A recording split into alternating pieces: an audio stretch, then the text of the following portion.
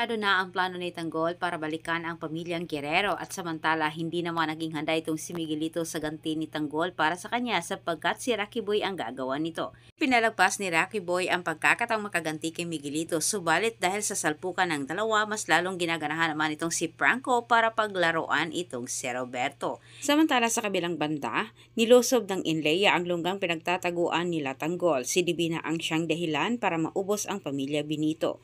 Ngunit nag-aagawa naman itong si Hector at Rigor para mahuli itong si Tanggol. Sa kanilang dalawa, si Hector ang nakaharap ni Tanggol at ang dalawa ay naglaban pero sa gitna ng laban ay natalo naman itong si Hector. Nakakuha naman ng pagkakataon itong si Tanggol para maipaliwanag kay Hector ang totoo nilang dahilan at sila'y dinaya lamang ni Guerrero.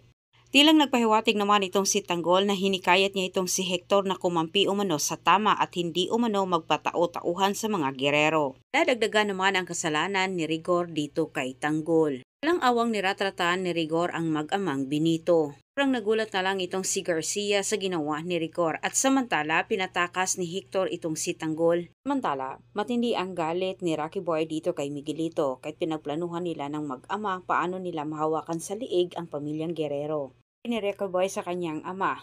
Nagagawin umano niya ang lahat para si Tanggol umano ang maupo na mayor dahil batid niya na may ginawang kababalaghan umano ang pamilyang Guerrero itong si Roberto para manatili sila sa posisyon.